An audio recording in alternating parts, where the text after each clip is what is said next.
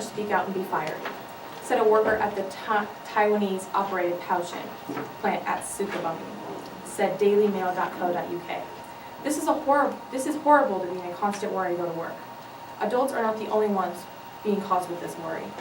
These workers need the job to earn money for their families, but they're also being harmed and not paid enough. Is it really worth it? People who are working hard are still being underpaid. Workers are not getting paid enough money to support their family. They work hard hours to even earn a couple of dollars. This is not fair to do to people. Deadly Garment Factory collapse put spotlight on cheap clothes, said almost half the population of 150 million lives live on less than $1. How can you support your family on less than $1? A bigger problem is that it's happening to 150 million people. The 10,000 mostly female workers at the Taiwanese-operated Pouchin plant makes around 50 cents an hour, said dailymail.co.uk. People are not getting the pay they're not deserved. Economically, people are being harmed, and also physically. People are being put in unsafe conditions at work. These workers are being abused mentally and physically. This is not okay to have such an imbalance in power. This is basically 21st century slavery. This is a new form of slavery, making people work harder to earn a deserved salary. Workers at the Sukabumi plant, about 60 miles from Johara, say supervisors frequently throw shoes at them, slap them in the face, kick them, and call them dogs and pigs, said dailymail.co.uk from article Nike workers kicked, slapped, and verbally abused at factories making Converse. To physically harm someone is illegal, but to also verbally abuse them makes it worse. This is a terrible situation overall. Yet workers earn as little as $37 a month, the country minimum wage, and reports of unpaid wages and abusive bosses are common, said learning.blog.newyorktimes.com. This is terrible to hear about. People are being harmed from globalization. Children are being put in a lot of pressure to help provide for their family. They go to school and come home just to start working. If the kids are fortunate enough to even go to school, children who can't go to school are not learning valuable skills that everybody should know, but they mainly know how to work. This is not okay to have children worrying about such problems. Think about how bad the conditions are for adults. Now imagine if it was the same for children. This nightmare is true. Furman Owens, 12 years old, can't read, doesn't know his ABCs. He said, "Yes, I want to learn, but can't when I work all the time." He's been in the mills 4 years and 3 years in the Olympic mills, Columbia, South Carolina, said historyplace.com. Furman is just one example of the children put into child labor. From terrorism to global warming, the evils of globalization are more dangerous than ever before. What went wrong? The world became dependent on a single superpower.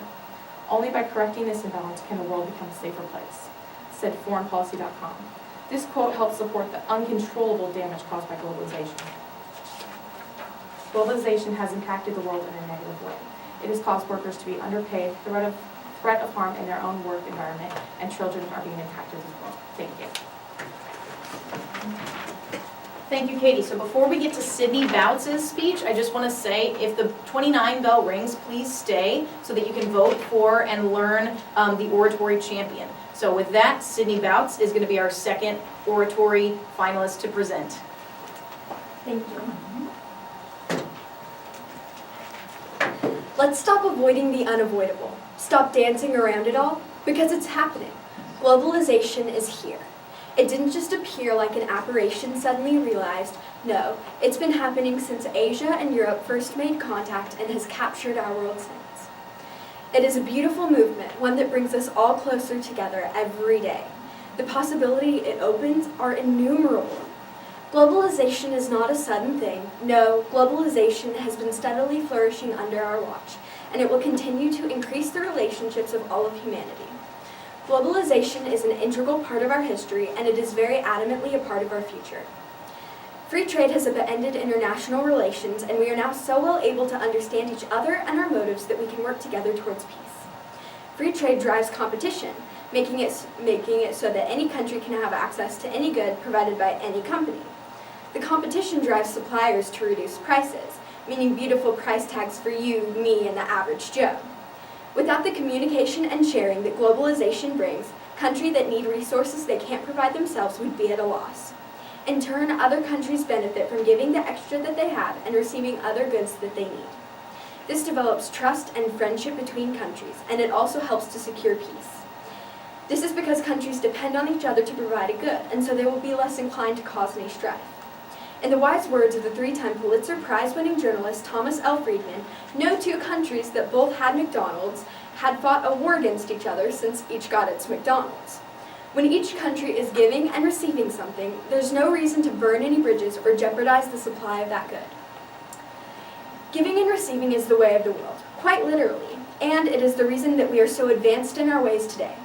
Victor Hugo once said that a day will come when there will be no battlefields, but markets opening to commerce and minds opening to ideas.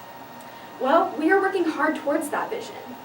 Medicine is one of the leading figures in this continuous improvement. We are working to cure cancer, and to this day we have made huge advances, but only with an international effort. According to the Immunization Action Coalition, forms of immunization have been traced back 1,000 years, and they spread from region to region, immunizing the general populace from smallpox. George Washington even used it on his troops at Winter Valley Forge.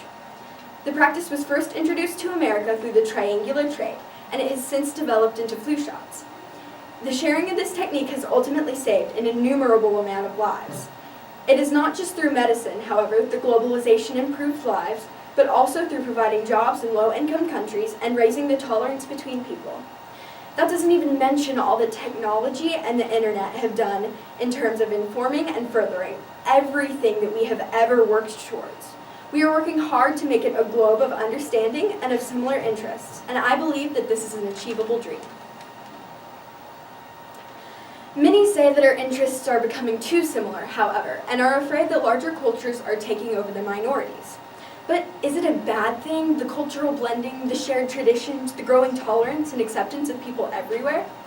Our own United States is the epitome of the term.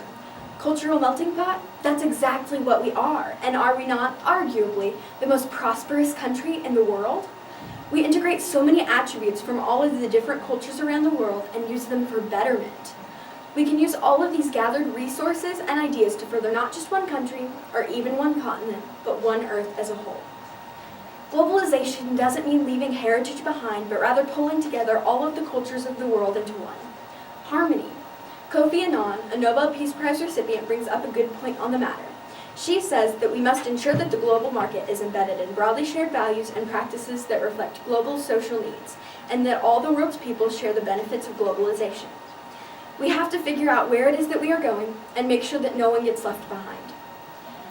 Our world can flourish under the influence of globalization if we use it as a tool to help all of the populace of the world. There will be no forgetting, because the traits that each and every culture contributes will be appreciated and all aspects recorded in history. Globalization is not an ending, but rather the beginning of an era of progress, of a unified Earth, and it has been working towards this end since the reign of Alexander the Great. So let us rejoice under globalization. Let us acknowledge all by making sure that the countries that are better off help lift up the third world countries to make sure that we are all on equal footing.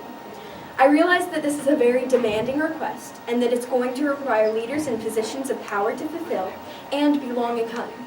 But I have faith. It's a miraculous thing, faith in humanity, but it's restorative. Something that could replenish the world with hope and gallant aspirations for the future. Maybe these are the ramblings of a naive teenage girl, but I really do have hope for the world yet. We can be a whole. We can live in unity. Thank you. All right, thank you to both of our oratory finalists. So, Katie Smith and Sydney Bouts are our finalists, and on a 5-0 decision, Sydney Bouts is our oratory champion. So Sydney, this is your trophy, and then Katie gets the runner-up medal. So thank you all for watching. Have an excellent weekend, and we'll see you on Monday.